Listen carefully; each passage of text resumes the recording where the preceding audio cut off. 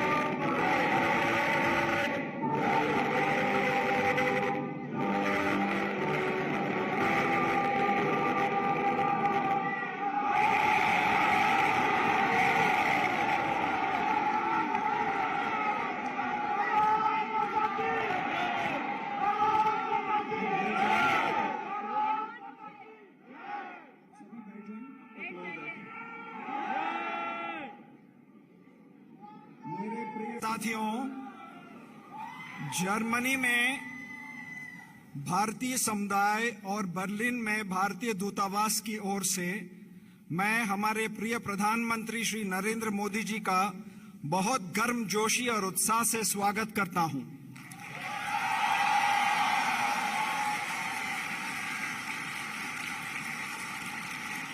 आज हमारे यहां एकत्रित होने का आनंद हमारे प्रधानमंत्री जी की उपस्थिति से कई गुना बढ़ गया है।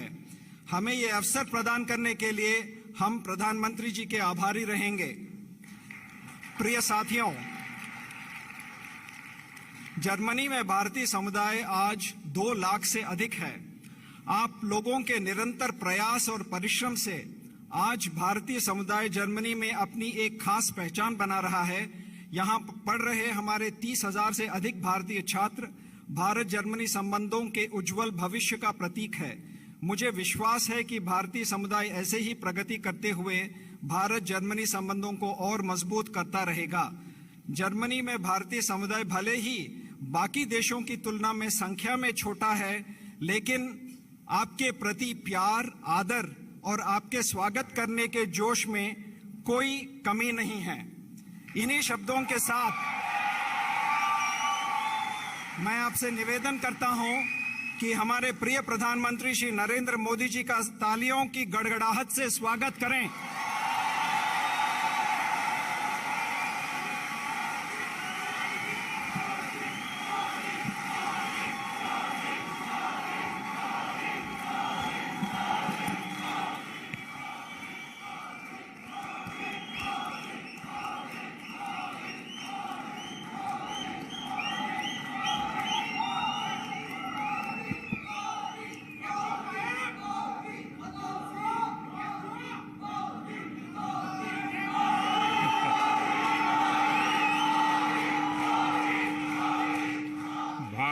माता की, भारत माता की नमस्कार।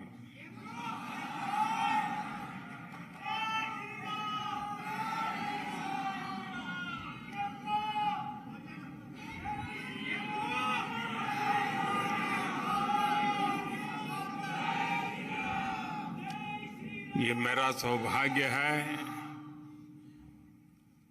कि मुझे मां भारती के संतानों को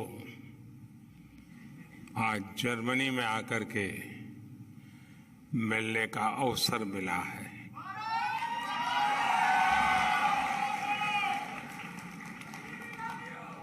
आप सभी से मिलकर बहुत अच्छा लग रहा है।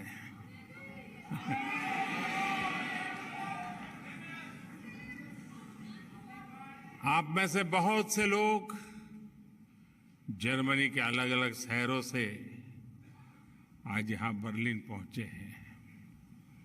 आज सुबह मैं बहुत हैरान था कि ठंडी का समय है, यहाँ भारत में गर्मी बहुत है इन दिनों, लेकिन कई छोटे छोटे बच्चे भी सुबह 4, साढ़े 4 बजे आ गए थे। आपका ये प्यार, आपके आशीर्वाद, ये मेरी बहुत बड़ी ताकत है।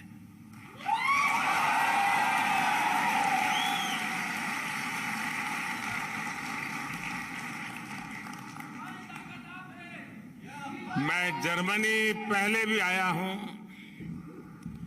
आप में से कई लोगों से पहले भी मिला हूं। आप में से कई लोग जब भारत आए हैं तब भी कभी कभी मिलने का मौका मिला है। और मैं देख रहा हूं कि हमारी जो नई पीढ़ी है, जो यंग जनरेशन है, ये बहुत बड़ी तादाद में नजर आ रहे हैं और इसके कारण युवा जोश भी है।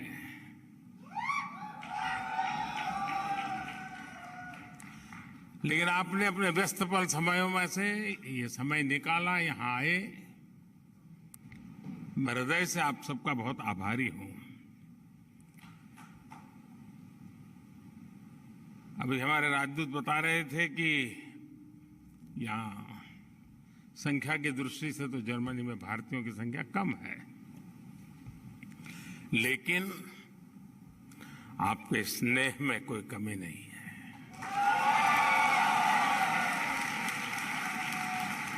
आपके जोश में कोई कमी नहीं है।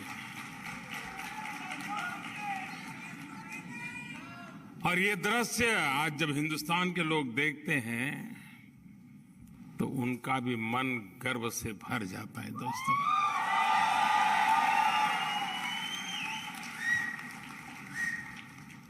साथियों, आज मैं आपसे न मैं मेरी बात करने आया हूं, न मोदी सरकार की बात करने आया हूं, लेकिन आज मन करता है कि जी भर के आप लोगों को,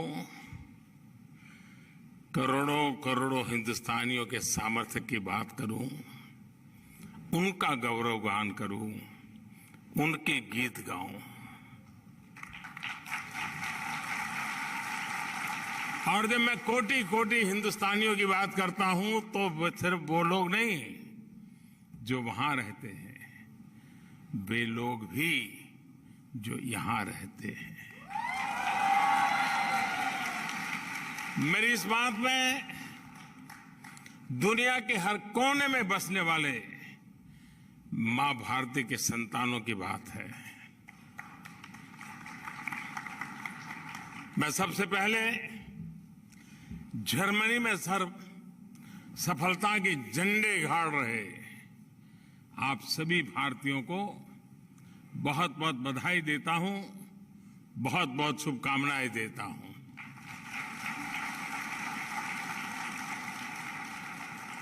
साथियों, 21वीं सदी का ये समय भारत के लिए,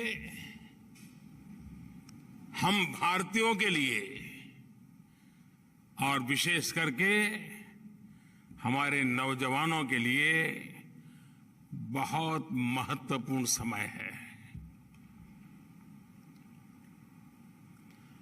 आज भारत मन बन चुका है और भारत ने वो मन बना लिया है। भारत आज संकल्प लेकर के आगे बढ़ रहा है। आज भारत को पता है कहां जाना है, कैसे जाना है, कब तक जाना है।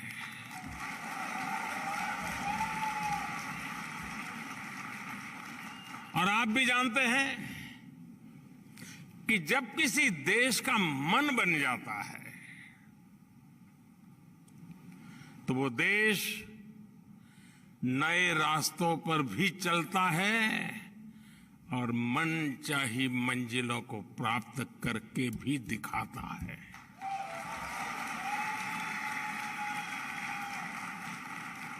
आज का आकांक्षी भारत, एस्पिरेशनल इंडिया,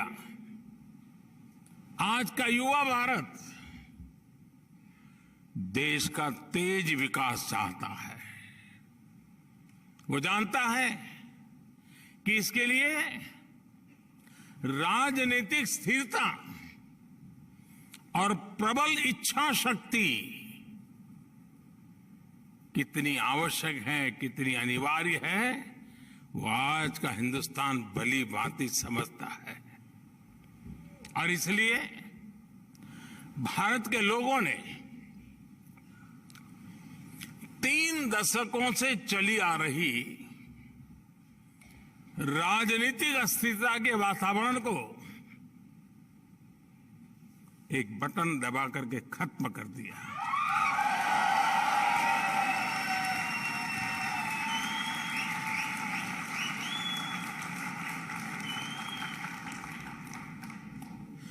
भारत के मतदाता को पिछले 7-8 साल में उसके वोट की ताकत क्या होती है और वो एक वोट हिंदुस्तान को कैसे बदल सकता है, उसका एहसास होने लगा है।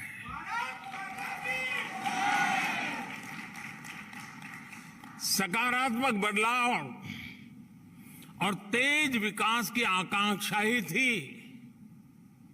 कि जिसके चलते 2014 में भारत की जनता ने पूर्ण बहुमत वाली सरकार चुनी और 30 साल के बाद ऐसा हुआ है।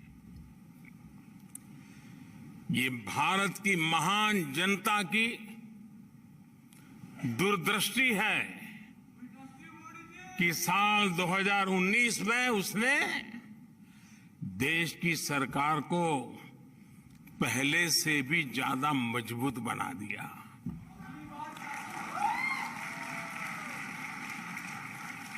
भारत को चौतरफा आगे बढ़ाने के लिए जिस तरह की निर्णायक सरकार चाहिए, वैसी सरकार को ही भारत की जनता ने सत्ता सौंपी है।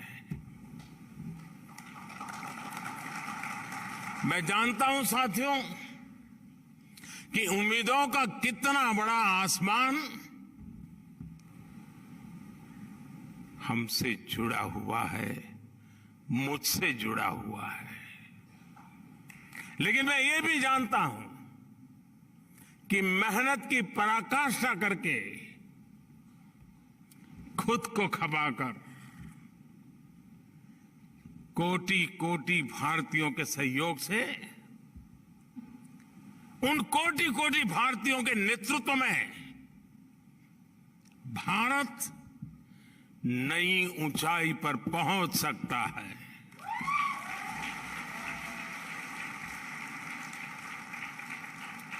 भारत अब समय नहीं गंवाएगा। भारत अब समय नहीं खोएगा।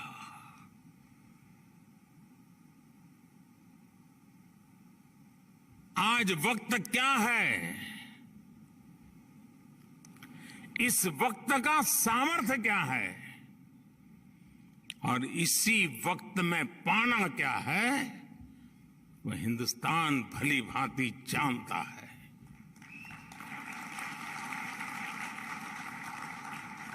साथियों, इस साल हम अपनी आजादी का 75वां वर्ष मना रहे हैं। मैं देश का पहला प्रधानमंत्री ऐसा हूं जो आजाद हिंदुस्तान में पैदा हुआ हूं।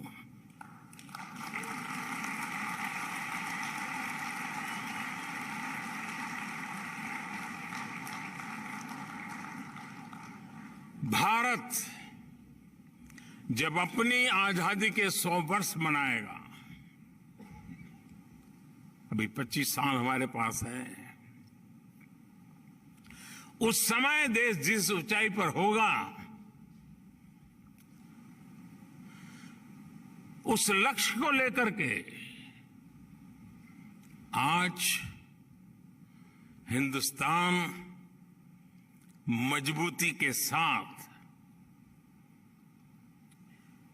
एक के बाद एक कदम करते हुए तेज गति से आगे बढ़ रहा है। साथियों, भारत में ना कभी साधनों की कमी रही और ना ही संसाधनों की कमी रही।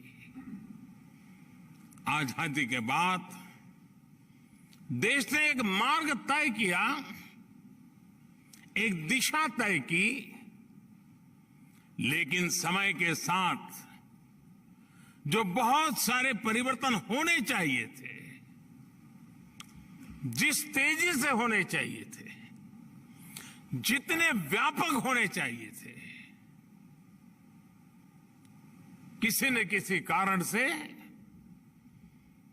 हम कहीं पीछे छूट गए। विदेशी हुकूमत ने भारतीयों का साल दर साल जो आत्मविश्वास कुचला था,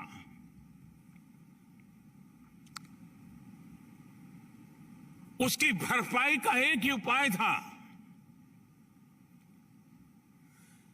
फिर से एक बार भारत के जन जन में आत्मविश्वास भरना, आत्मगौरव भरना, और उसके लिए सरकार के प्रति भरोसा बनना बहुत जरूरी था।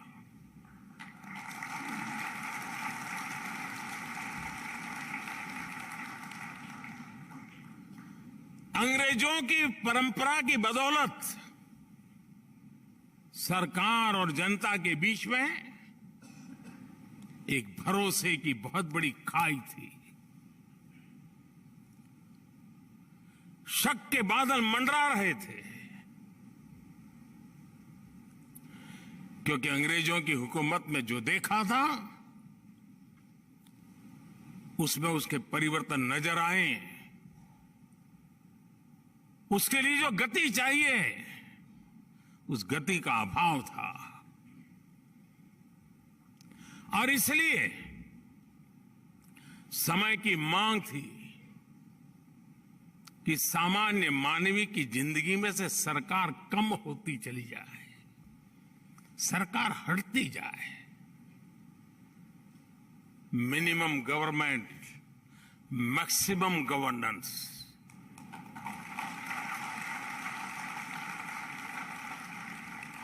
जहां जरूरत हो वहां सरकार का अभाव नहीं होना चाहिए, लेकिन जहां जरूरत न हो वहां सरकार का प्रभाव भी नहीं होना चाहिए।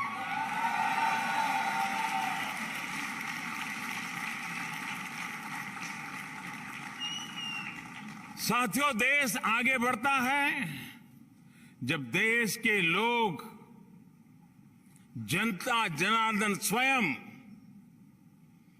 उसके विकास का नेतृत्व करे। देश आगे बढ़ता है जब देश के लोग आगे आकर के उसकी दिशा तय करें।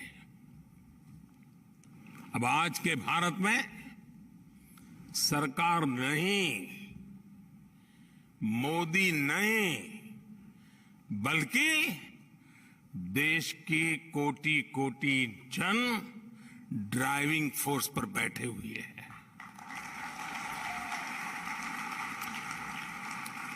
इसलिए हम देश के लोगों के जीवन से सरकार का दबाव भी हटा रहे हैं और सरकार का बेवजह का दखल भी समाप्त कर रहे हैं। हम रिफॉर्म करते हुए देश को ट्रांसफॉर्म कर रहे हैं। और मैं हमेशा कहता हूं, रिफॉर्म के लिए पॉलिटिकल विल चाहिए, परफॉर्म के लिए गवर्नमेंट मशीनरी का एस्टैब्लिशमेंट चाहिए, और रिफॉर्म के लिए जनता जनार्दन की भागीदारी चाहिए और तब जाकर के रिफॉर्म, परफॉर्म, ट्रांसफॉर्म की गाड़ी आगे बढ़ती है। आज Bharat ease of living, quality of life, ease of employment, quality of education, ease of mobility, quality of travel, ease of doing business, quality of services, quality of products, हर क्षेत्र में तेजी से काम कर रहा है, नए आयाम स्थापित कर रहा है। वही देश है जो आप जिसे छोड़ करके आए थे ना, देश वही है।